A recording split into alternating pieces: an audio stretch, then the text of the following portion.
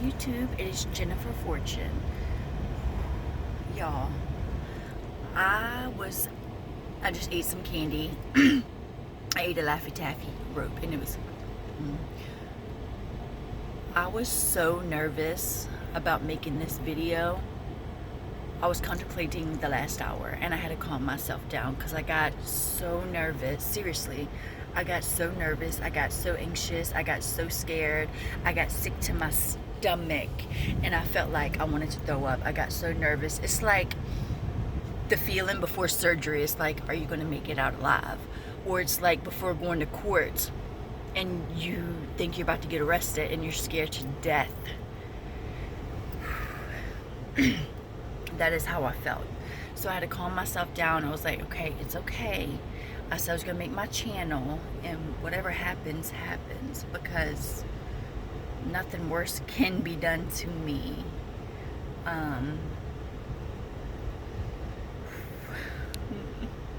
No, seriously. When I say I've been through narcissistic abuse, I'm not talking about the typical, oh, you narcissist, get over yourself. No. Narcissistic abuse. I'm trying not to cry. I hope I don't cry, but narcissistic abuse is the worst thing you could ever go through. So I'm trying to take it slow, but I want to get my story out. It's like a diary. It's like my story. I want people to see the story that I'm talking about and you resonate with it and say, hey, I'm going through this, because I'm telling you, I'm your neighbor. I'm your sister. I'm telling you, I never thought I would go through what I went through. Yes, when I met my narcissistic ex, my last ex, I never thought I would be where I am today. I never thought it would happen to me. When you meet a real, true narcissist... Okay, where'd my pen go? Okay, I'm nervous, so I gotta fidget. Okay, when you meet a real, true narcissist, you're gonna think they are the perfect package. They're gonna be so charming, cute, funny. They're gonna tell you that they got everything on their own, that they own their own company, that, you know, they got custody of their kids and their mom was this and that. But I remember when I first met my narcissist, I met him on the internet, Facebook Messenger. So I don't talk to anybody on the internet anymore. I want to get to know you myself and get to feel you out.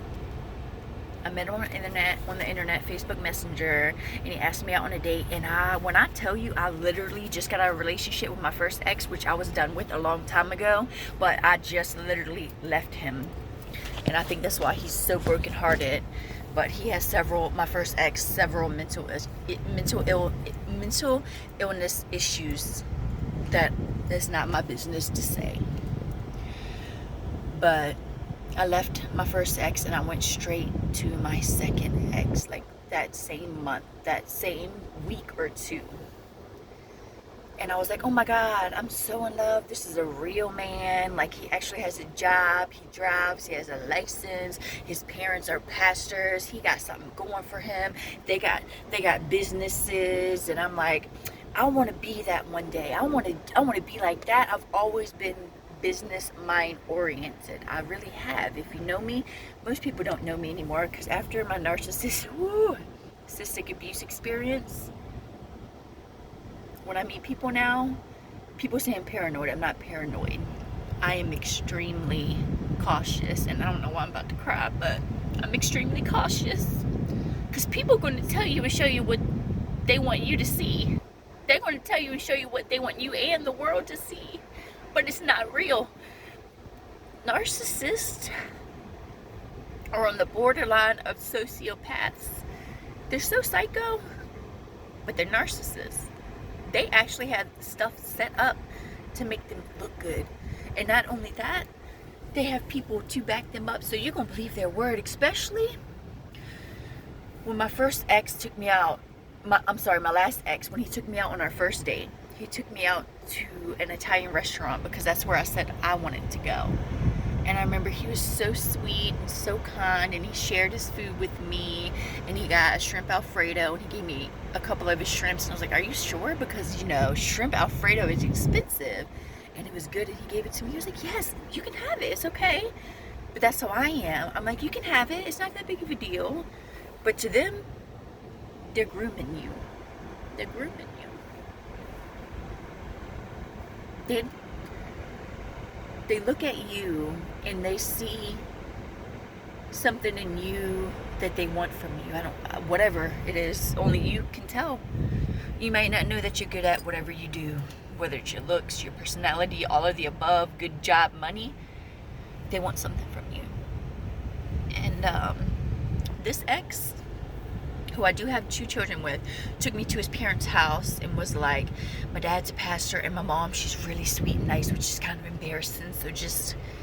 And I remember I went in the house and they had a nice house. They had a 2-story house and then the garage, which is like 2.5 stories, so you can kind of say 3, but it's really 2 stories. They got 3 bathrooms, 3 full bedrooms. It was nice. A kitchen, a dining room, a living room, a den, a laundry room. It was nice. And then they was telling me how they had all these businesses and how they were pastors. And I was like, who's not going to trust a pastor? Who's not going to trust? If a pastor walks up to you, or whoever you're talking to takes you to their parents' house and they tell you they're a pastor, I don't care if you believe in God or not. And we all know this.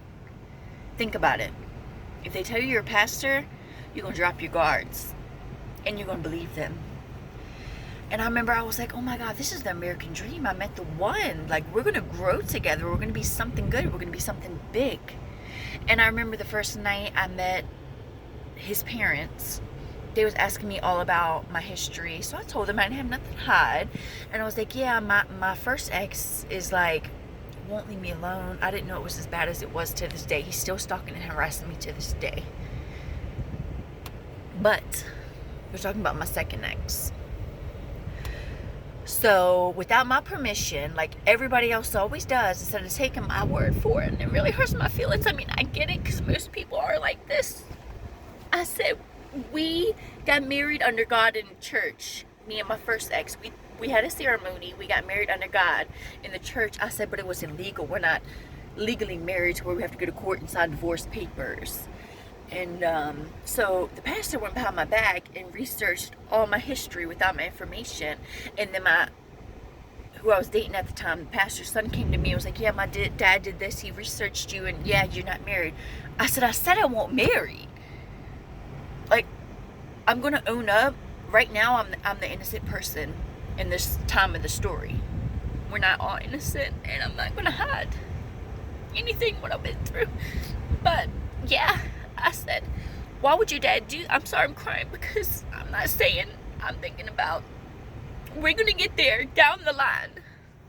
And I didn't think I was going to cry, but he was like, yeah, my dad looked you up and he looked your history up and this and that. And it was 100% clean. Because when I met these people, my ex and his pastor parents, after me and my first ex broke up, we had our own place. I was just looking for another new place of my own. I had my license, I had my car, I had a good job. My credit was just starting off, but it was building, it was good. And I was doing really good. But they looked good. They told me that they were a pastor. Like, my ex was very charming and very smooth with his words, but he told me he owned his own company and that he had his license and a bunch of stuff. And then I found out it wasn't true, but I never spoke up on it. And when you don't speak up, they think that you're dumb. Even though they know that you know, they still think they can lie to you, because that's all they do is lie to you. And I knew he lied at the time. He thought I was dumb. But it wasn't that I didn't believe him that he owned his own company. It wasn't his company, it was his dad's company. But his dad kept promising that he was going to get it one day. That was 10, 11, 12 years ago. I don't know. I don't know anymore. Y'all, me even speaking up about anything I'm saying is a big risk for me. And y'all are going to understand what I'm saying when a story time goes on down the road, because I'm going to keep these stories short. I'm trying to get into detail, but not too much detail, but I can't hide it so much. But when I met these people, they look like the American dream. They had it all, and I was like, that's what I want. And he was so charming and sweet and nice. But then I found out he didn't have a license. My second ex with the past appearance, found out he didn't have his own company.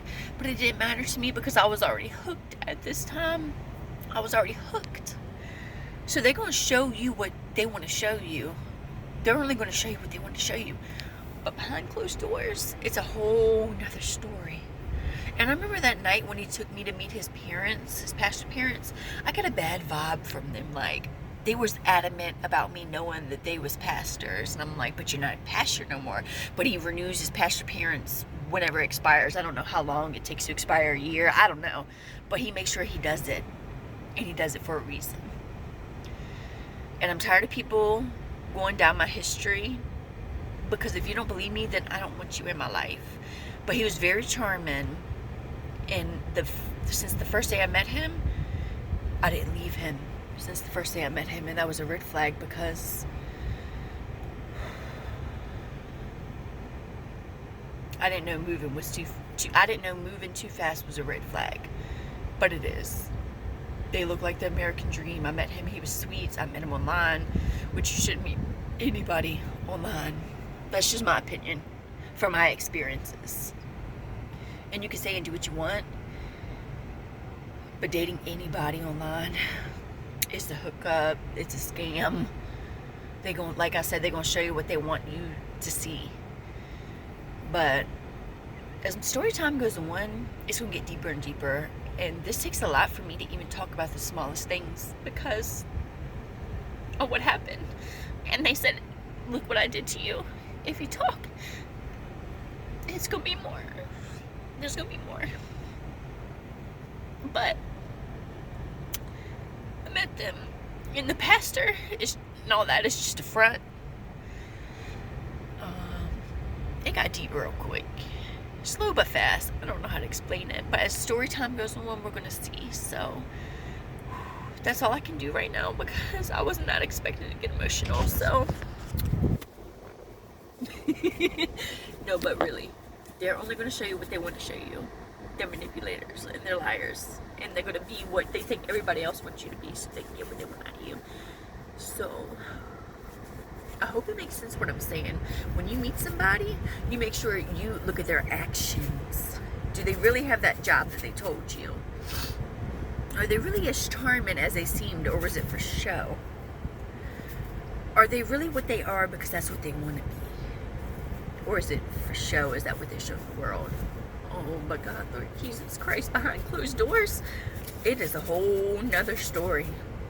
And we're going to get there. I'm telling y'all, me speaking up about this, it's a lot. It's a lot. They're going to show you what they want to show you. They're going to show you what they want to show you. And they're going to have you convinced too. Until you go behind closed doors with them. And they had me fooled for years. YouTube, do not believe what everybody says. They can even be it. They can even act it. But if their actions don't match up with their words, then it doesn't matter. It's not. We're going to get there. We're going to get there. But that's what narcissists do. They show what they want to the world. And everything is like for show. It's a game. Everything is a game to a narcissist. I'm telling you. I'm going to tell y'all. When you meet somebody and they tell you they this and they that, and then you find out they're not this and that, but you love them, so you accept it and don't say nothing, then they think they got you fooled. They think you're dumb. And then when they think you're dumb, but you keep holding on, they know that you know, but they know you're not going to say nothing because they think you're weak. Then they're going to disrespect you. Then once they start disrespecting you, that's when the controlling games begin. And we're going to get there. So YouTube, I was going to do my cards, but I'm sorry, I'm not in the mood because this really takes a lot for me to even say this little bit. This little bit. And y'all, I'm telling y'all, you better listen. I'm trying to be more detailed, but as long as I get this one out, I'm sure I'll get better and better as it goes on, because this took a lot for me to even say, meeting these people how it was. I didn't know that it was for show. I don't do nothing for show. I don't have nothing to prove to anybody. I don't have nothing to hide. But I did do embarrassing stuff that we gonna get there. So y'all have a good night, and okay, we gonna get there. I want to say more, but I can't. Not right now, because I'm scared. We're gonna put this out and see how it goes. So YouTube, y'all have a good night. It's Jennifer Fortune. We'll see y'all next time.